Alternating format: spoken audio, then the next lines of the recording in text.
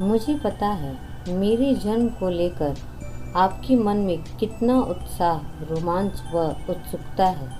दरअसल हर महिला की यही स्थिति होती है जब उसे माँ बनने का सुख प्राप्त होने की घड़ी नसीब होती है। विधाता के अद्भुत नज़ारा को देख वह गदगद होती रहती है। बेशक 9 महीनों का लंबा समय उसने काफ़ी तकलीफ़ें सहकर बिताया होता है। उसे असहनीय प्रसव पीड़ा भी झेलनी पड़ती है, लेकिन परिणाम स्वरूप विधाता की अद्भुत कृति पाकर वह सारी पीड़ा, दुख, तकलीफ पल भर में भूल जाती है। और फिर वह जब शिशु पुत्र हो तब तो उसकी प्रशंसा का ठिकाना ही नहीं रहता। उसे लगता है उसके भाग्य खुल गए हैं, सारे जहाँ के सुख उसे प्राप्त हो गए हैं। हर ओर आनंद ही आनंद है, कहीं कोई दुख नहीं, मानो जीवन सार्थक हो गया। पुत्र रत्न की प्राप्त करके मेरे जन्म को अभी कुछ समय बाकी ही है, लेकिन तुम तो खुशी से बौराई हुई हो। कारण तुम्हारा पहली बार मातृत्व सुख प्राप्त करना नहीं है, वह सुख तो तुम 3 बार प्राप्त कर चुकी हो, लेकिन उसे तुम सुख मानती ही कहाँ हो। तीनों बार लड़की पैदा करके कौन माँ स्वयं को सुखी मानने का नाटक कर सकती है। फिर हमारे यहाँ तो पुत्र न होने पर माँ बाप को मोक्ष प्राप्त नहीं होता। पर लोग नहीं सुधरता। जब तक उनकी चिता को उनका पुत्र अग्नि न दे, उन्हें कैसे मुक्ति प्राप्त होगी, उनकी आत्मा को कैसे शांति मिलेगी। यही तो सब कहते हैं, और तुम भी तो कहती थी। तभी तो 3 बेटियों के बाद पुत्र होने के मोह में तुमने एक एक करके 3 कन्या भ्रूणों की हत्या कर दी थी। पहली भ्रूण हत्या के बाद तुमने राहत की सांस ली थी। चलो, छुटकारा मिला मुसीबत से। बेटी को तुम भी मुसीबत ही समझती थी। तुम्हारी सहेली तनुजा ने कहा भी था, तेरी बेटियां कितनी गुड़ी, सुंदर और समझदार हैं, तुझे इनकी चिंता होनी ही नहीं चाहिए। आज के ज़माने में 3 बच्चे भी ज़्यादा हैं, फिर क्यों लड़की की चाह में परिवार असंतुलित कर दे रही है। लेकिन तुम्हें उसकी बातें पसंद नहीं आई थी। टका सा जवाब दिया था, अगर तेरे घर पुत्र न होता तो तुझे मेरी तकलीफ़ का अंदाज़ा होता। तेरे तो दोनों बेटे हैं, तुझे क्या पता कि लड़की की माँ होना, वो भी 3-3 लड़कियों की, कितना तकलीफ़ दे होता है। ममता का हिलोर खाता सागर एकदम शांत होने लगता है। सारी रंगीन कल्पनाएं दम तोड़ने लगती हैं जब एक के बाद एक लड़की पैदा होती है। लड़की की चाह में लंबा इंतजार करने के बाद जब लड़की गोद में आती है तो लगता है किसी ने ठग लिया है। नहीं, तू नहीं समझ सकती मेरी व्यथा को। दूसरी भ्रूण हत्या करवाने के बाद तुम उदास हो गई थी। घर आकर पापा के कंधे पर सिर रखकर फपक पड़ी थी। कब तक हम लड़कियों की हत्या करवाते रहेंगे? क्या हम इतने बदकिस्मत हैं कि एक बेटे का मुख नहीं देख सकेंगे? पापा ने धीरज बंधाते हुए कहा था, उस पर भरोसा रखो, उसके घर देर है, अधेर नहीं। हमारे घर बेटा जरूर पैदा होगा। बेटे की चाह में तुम इतनी बौरा गई कि विवेक बुद्धि ताक पर रख बाबाओं ओझाओं से झाड़ फूक तावीज़ बंधवाने लगी। तीर्थ यात्रा, पूजा पाठ, मन्नतें, मनौती सभी कुछ आजमा डाले तुमने। यहाँ तक कि किसी के कहने पर पुत्र होने की शर्तिया दवा भी मंगाकर खा ली। इस दवा को गाय के दूध के साथ गर्भ धारण करने के 6 से 8 सप्ताह के भीतर खाने की हिदायत दी गई थी। तुमने दिशा निर्देशन का पालन करते हुए दवा खा ली। कितनी भोली नासमझ हो माँ तुम भी। यह भी नहीं जानती कि बच्चे की लिंग का निर्धारण तो पहले ही दिन ही जब स्त्री पुरुष के बीज मिलते हैं तभी हो जाते हैं। दवा खाने के बाद तुम काफ़ी तनाव मुक्त हो गई थी, क्योंकि जिसने तुम्हें यह नुस्खा बताया था उसके अनुसार सर्दियाँ लड़का ही होता है। अब तुम दिन रात उठते बैठते पुत्र पैदा होने के सपने ही देखती रहती थी। यहाँ तक कि बेटे के लिए कपड़े, खिलौने भी खरीदने शुरू कर दिए थे तुमने। तीनों बेटियाँ समझदार हो चुकी थी। बड़ी 15 की तथा दोनों छोटी भी 13 व 10 की हो गई थी। तुम्हारे बदलाव व्यवहार से वे भी परेशान थी। तुम अक्सर ही कह उठती, जब तुम्हारा छोटा भाई आएगा तब ये करेंगे, वो करेंगे, उसके कपड़े खिलौनों के लिए नई अलमारी खरीदेंगे, उसके नामकरण पर बड़ी पार्टी का आयोजन करेंगे। उसके जन्मदिन पर शहर की सबसे अच्छी बेकरी से बढ़िया केक बनवाएंगे। छोटी बेटी कौतूहल की मुद्रा में सारी बातें सुनती, फिर पूछ बैठती, माँ तुम हमारा जन्मदिन क्यों नहीं मनाती? तुम हताश और क्रोध से उबल पड़ती। एक होती तो उसका मनाती भी, यहाँ तो 3-3 की कतार लगी हुई है, किसका मनाऊं किसका छोड़ूं। एक बार बड़ी बेटी ने गुस्से से कह ही डाला था, लड़कियों से इतना क्यों चिढ़ती हो माँ? आखिर तुम भी तो लड़की ही हो ना। तब तुमने उसे कितना बुरा भला कहा था। केवल हाथ उठाने की कमी रह गई थी। उसके पश्चात बेटियां भी फूट फूट कर रोई थी, और तुम भी। तुम अपनी बदकिस्मती पर रो रही थी, बेटा पैदा न होने पर, और बेटियां अपनी उपेक्षा पर। तुम्हारे पश्चातापूर्ण रवैया पर, जो बेटा होने से पहले ही आरंभ हो गया था। तनुजा को जब पता चला कि इस बार तुम्हें भ्रूण परीक्षण नहीं करवाया है क्योंकि पुत्र रत्न की दवा तुम खा चुकी हो, तो उसने तुम्हें कितना फटकारा था। कितनी बेवकूफ़ हो, अगर दवा खाने से पुत्र पैदा होने लगे फिर तो सभी मनपसंद औलाद प्राप्त कर लेंगे। दुनिया की आबादी का संतुलन ही नहीं गड़बड़ाता।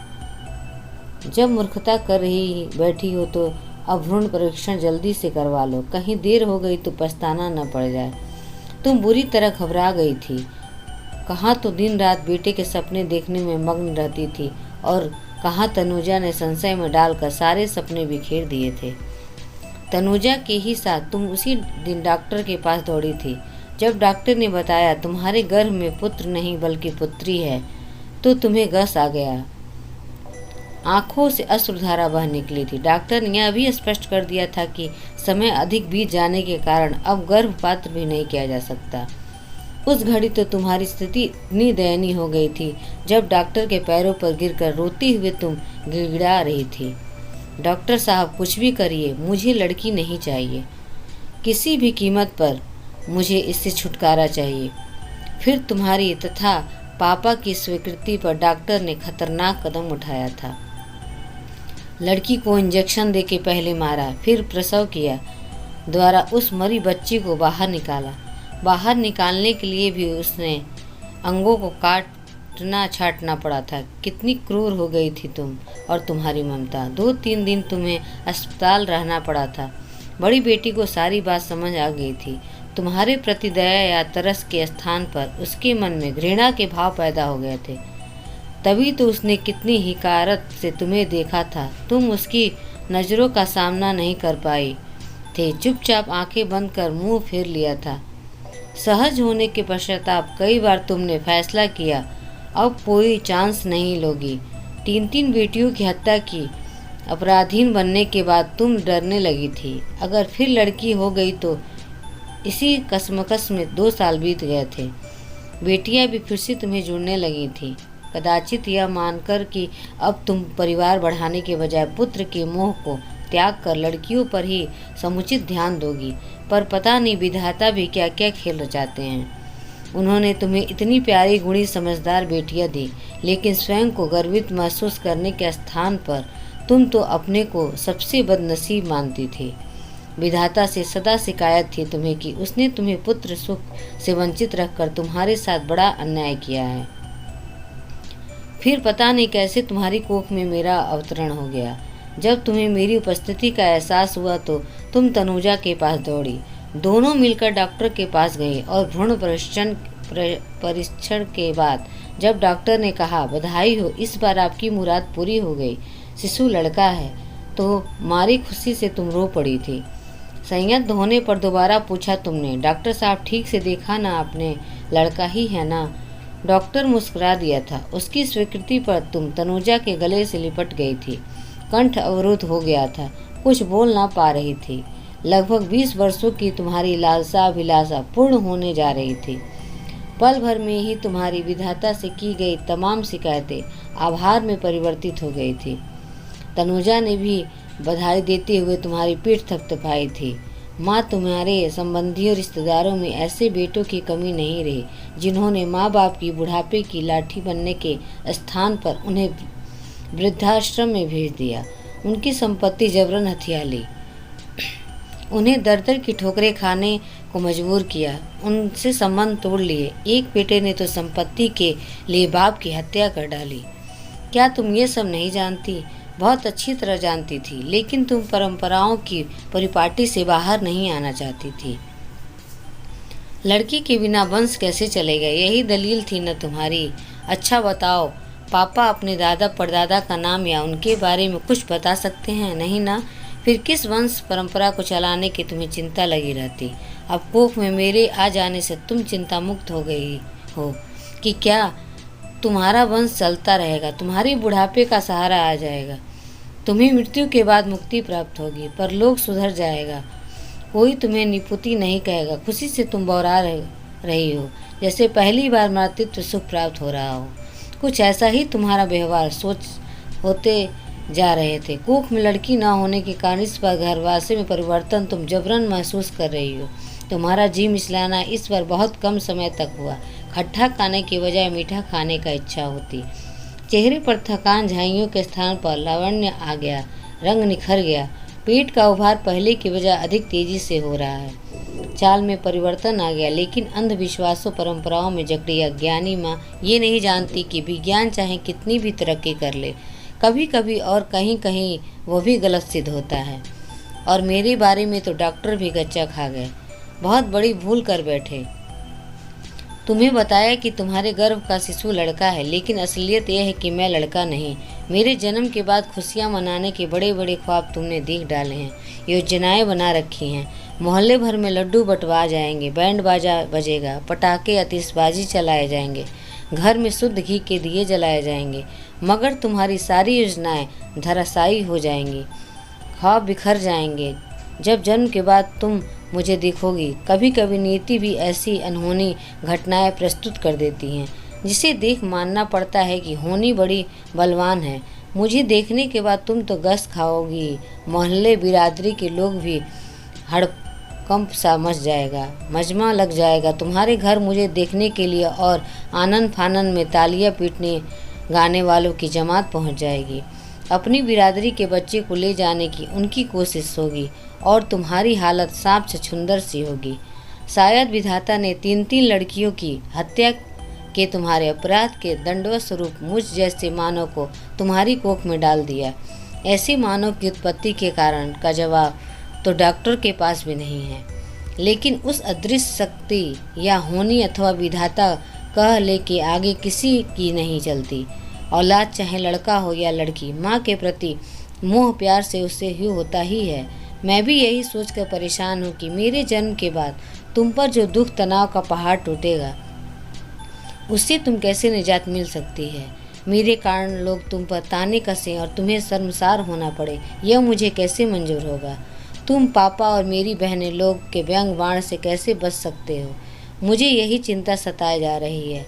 कल्पना में मुझे दिखाई दे रहा है, लोग मुझे देखकर हंस रहे हैं, तुम्हें पूछ रहे हैं, तुम्हारे घर लड़का पैदा हुआ है ना? यही है वह लड़का, ऐसा होता है लड़का, हा हा हा।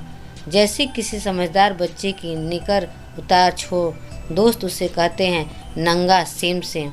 मुझे भी वही व्यंग ताने सुनाई दे रहे हैं, सेम सेम सेम।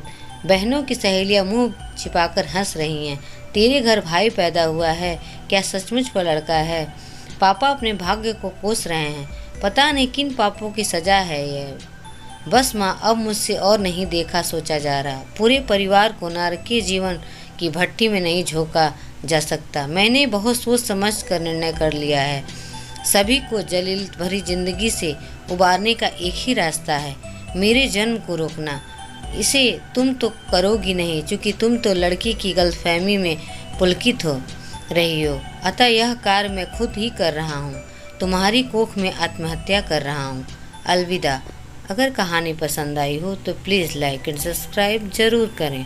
धन्यवाद।